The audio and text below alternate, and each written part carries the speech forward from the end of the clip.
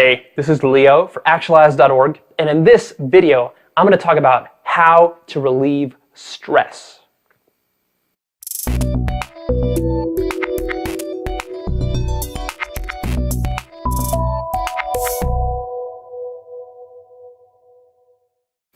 Okay, welcome back. How to relieve stress. All right, so let's get into this. Stress, all of us are stressed, right? Who is not stressed in this modern crazy world with all the stuff that we have on our plates? We are living a really 27-hour-a-day cycle in only 24 hours. And we're trying to cram it all in there. We're so overwhelmed. Our boss is driving us mad. Our clients are driving us mad. Our spouse is driving us mad. Our girlfriend or boyfriend's driving us mad. Our kids are driving us mad. Our task lists and our calendars are driving us mad. Our emails, our phones are blowing up. How do we get peace in this life? Okay, it can be hard, right? Especially now when everything is on, everything's interconnected. We've got the internet, we've got cell phones. You literally are always at the beck and call of somebody else 24/7, right? Whether it's your parents or your business, your career, your boss, somebody's always nagging you for something. So how do we relieve this stuff? And how do we also relieve ourselves of the pressure that we put on ourselves from these lofty goals that we have, especially if we're out there and we're living an ambitious kind of life, the kind of life that we're here actually as that org espousing, the charged kind of life where you're not just sitting back on your couch watching television all day, where your life is about going out there and living something bigger. It's about contributing your greatest gifts. It's about fulfilling your full potential. It's about learning and challenging yourself and living on your edge. I tend to find that when you're doing that, you tend to get stressed sometimes, right? You get stressed from the gym workouts. You get stressed from the meditation sessions you do. You get stressed from staying on your diet. You get stressed from pushing your business forward. So I feel all that myself. So it's good to have some techniques. So what I'm going to give you here is some techniques, and I'm going to give you some understanding about what is causing your stress so you can kind of start to get a handle on this. All right, so first of all, the most important point, if you take away one thing, I want you to take away this, is that stress, even though it feels like it's coming from the world, it's actually coming from yourself. You are putting stress on yourself. All of your stress, I don't care how bad it is it's all self-created. This is actually a deep point. This is an advanced self-development point that I'm sure most of you will not be able to appreciate. If you've been doing personal development, though, and if you've been following along with my videos, and you've really been thinking about this stuff, then you're starting to get a sense of this inner-outer world distinction that I talk about, and you start to get a sense that really it's not the circumstances that are creating the feelings in your life, but it's your reactions to those circumstances. This is something that's been echoed literally for millennia, from Western old-school ancient philosophy, from Stoicism to from the ancient Stoics to ancient Greeks and ancient Romans, Eastern philosophies, modern self-help gurus. If you study this material, you start to understand that there's something to this idea. And at first, it kind of just dawns on you that maybe there's something true to this. And then as you start to actually take responsibility, take ownership of what you're feeling in your life, take ownership of your feelings and your thoughts, and you just commit to taking full responsibility for it, not blaming anything outside yourself. And you start to become more conscious, and you start to become more aware throughout your day of really what is going on. What are you thinking? What are you feeling? Why is this happening? It dawns on you that you are creating all of it. Your ego is creating all of it. The struggle you're facing in your life is being created by a need to uphold your self-image, to live up to your ego. And that this is entirely avoidable if you go through the personal development work that is necessary. So right now, maybe you're just getting introduced to this idea, and it might seem a little bit like, whoa, I don't know what he's talking about. This doesn't apply to me.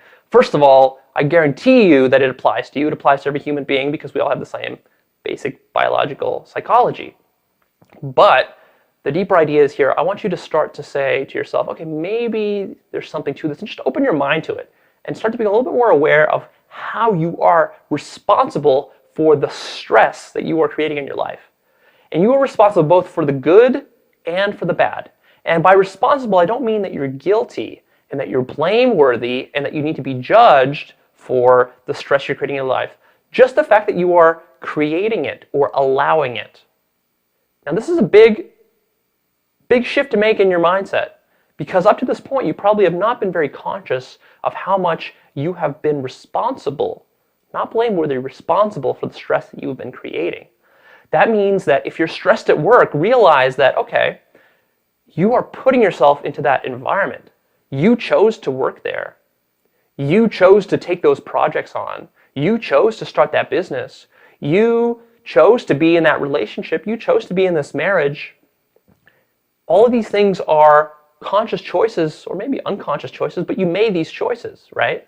And you always have the option of backing out of them or tinkering with them to make sure that they're working better for you. And so you might be saying, well, yeah, sure, I chose to be in my marriage, but I didn't want my marriage to be as stressful as it is right now. Okay, granted, but take responsibility. You got to stop this making of excuses where you say, well, I did choose this, but I didn't choose the bad parts of it. No, you chose that thing, and it comes with the good and the bad. And in fact, that good and bad, that distinction, doesn't exist in the external world. It only exists in your mind. So the reason I'm hammering on this idea, and I'm going to go into more practical techniques that you can use to reduce your stress, is because this is hitting at the root cause. I don't want to just give you little band-aids over this wound. This wound is coming from the fact that you're not recognizing the cause. Once you start taking responsibility for these things, then you're going to start to see opportunities. Opportunities are going to open up for you. Windows are going to open up for you. You're going to see like, oh, maybe I shouldn't be working at that job so much. Maybe I should be taking on that new project, because actually what I want is I want some peace time with my family. I want some time to myself. I wanted some time to go fishing. I wanted some time to go read that book that I wanted to read, or maybe that book that I wanted to write, whatever. Maybe start that blog that I've been dreaming of starting, Starting to realize that. Maybe you start to realize that that relationship you're in, that marriage you're in, it's not really healthy for you, and that it's too stressful for you, and that it's time to change it. There's nothing wrong with making changes.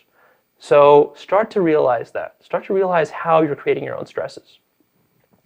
So as far as actually how to reduce your stress and how to relieve it, here are some ideas.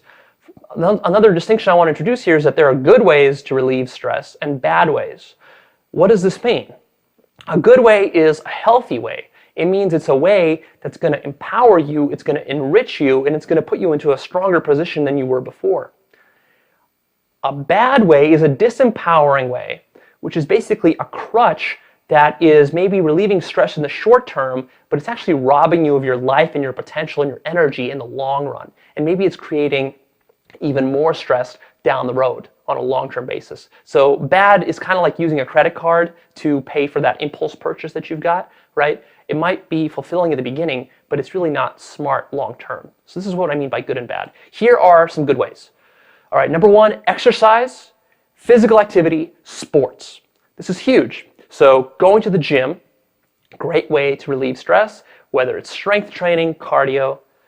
Then sports, whether you're doing sports at the gym, team sports, getting involved in sports somehow is a great way. I actually find that, after high school and college, we kind of tend to fall out of the whole sports scene, but it's a good way to get yourself back and into doing something that's like really fun and stress relieving, is to get yourself into some sort of league sport, whether it's soccer, maybe a softball team, or even just maybe mentoring kids and being out there, being out in nature, in fresh air, moving your body. This is important. This starts to release chemicals in your brain that actually start to make you feel better, starts to relax you. Just the fact that you're moving your body puts you in a flow state, gets you out of that self-consciousness mode. Even simple things like going for a walk or taking a hike, taking just kind of a lazy bike ride, those can all be great ways to unwind. Another one is reading books, read something high quality. Another one is meditation and yoga. Oh man, I'd probably put this at the top of the list. If you get involved with meditation, at the beginning it can be tough to build that practice, but the long-term benefits of that are just amazing. Right now, I'm about 6 to 8 weeks into my meditation practice, where I'm doing meditation every day for an hour, and the effects I'm seeing on stress relief there are just incredible. So I highly encourage you to get involved with meditation if you've never, even if you've tried it, but if you haven't built a habit of it, I really encourage you to build that habit. And I have other videos that will tell you how to do that. All right, next, listening to music is a great way to unwind, slow your mind down. Another great way is family time. Create some quiet time with your family, whether it's around the dinner table, playing a board game, just having a conversation, going for a family walk, going to, the baseball game, some sort of family activity. Whatever that is, just having time to do that so that you're not bothered by other stuff. That can be really rewarding. It's going to increase your happiness, relieve all your stress. And if you have some sort of creative hobby that you engage in, or think about picking one up, whether it's learning how to play the guitar, how to play the piano, maybe arts and crafts, maybe you've got some sort of writing project that you want to work on, maybe you've got your car you want to work on, you're a mechanical tinker type of person, you want to get your hands dirty, whatever that is, have some sort of creative hobby in your life, at least one that you like to engage in and that you're building skill in. This is going to be a great way to relieve stress for you. So those are some good ways. Now let's talk about some bad ways. These are ways that you do not want to use. One, gambling. Do not gamble, whether it's online or here in Las Vegas or anywhere else. Don't gamble. This is a bad way to relieve stress. It's also not very smart for you financially. Shopping, compulsive shopping. This has been a problem actually for me, is that sometimes I will get compulsive about my shopping. I'll go on Amazon, start buying shit up that I don't need. Stop that. Stop buying stuff. The buying is not making you happy in the long run, right? It's just a short little stimulus, little excitement, but it's not doing anything for you positive in the long run.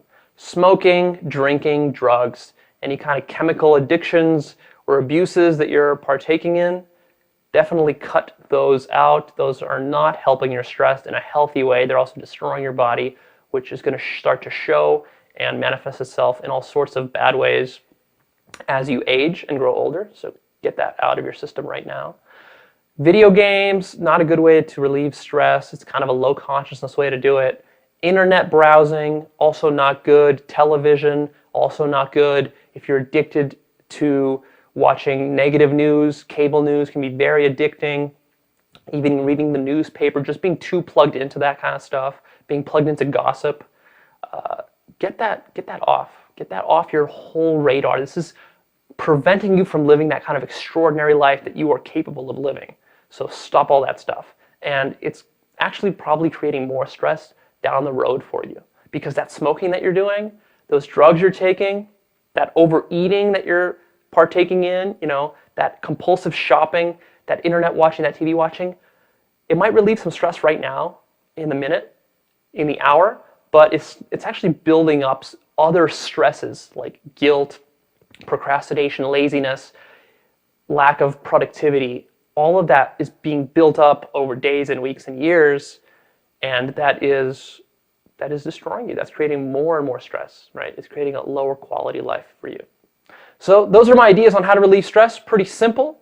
These have been documented, well documented. A lot of these ideas that I'm sharing with you have actually been scientifically proven with studies that have been done. So go ahead and right now commit to taking some action. Number one, I want you to identify what is causing you the most stress in your life. Just be conscious of it.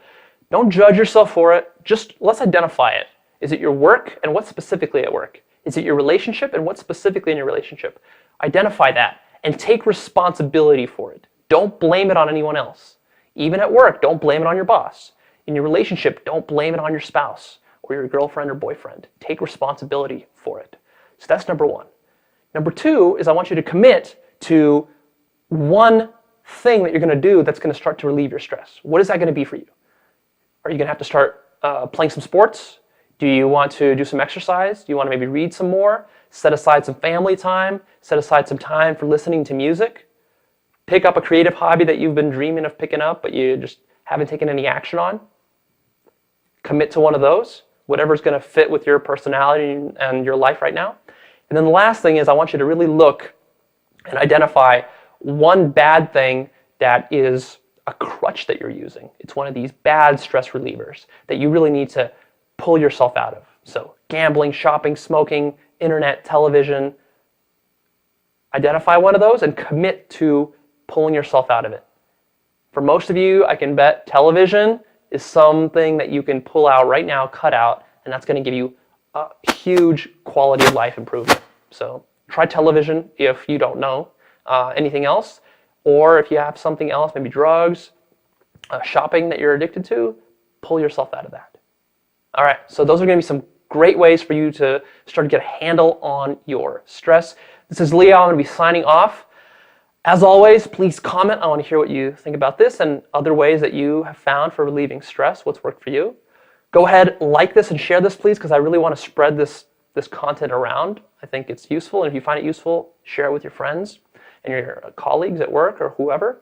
And then, of course, if you're really buying into this idea of living to your full potential, and you want to really take your life to that next level, and you want to be out there living your purpose, sharing your gifts with the world, and you know that this is something that you were destined to do, and that you just haven't quite figured out how to stay on track or how to get on track, or something's been holding you back, then I want you to follow along with me, because this is what actualize.org is about, is we are here to help you figure this out, live up to your full potential, give you the resources, the knowledge, but also the emotional support and the inspiration to be out there working on it every single day, all right? And the best way to do that is to subscribe to my newsletter at actualize.org, where you are going to get exclusive updates. And right now we've got a couple of awesome free bonuses. These are killer bonuses. We've got a 19-part video series, over 90 minutes, about busting your top limiting beliefs. We've also got a chance for all my subscribers to get 2 hours of coaching that I give away every month.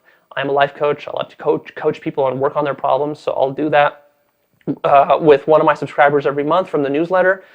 And those are just some awesome bonuses, but then also you're going to get all the exclusive articles that I publish every single week to keep you on track with this stuff. And we're not only working on your stress, we're also working on your career, we're working on your life purpose, we're working on a deep understanding and a total mastery of who you are. I love this. This is what life is about for me. And I want to get you on board with that vision, because I think there's so much there. There's so much there. And I know that you know that there's so much there for you to grow into. So check out actualize.org.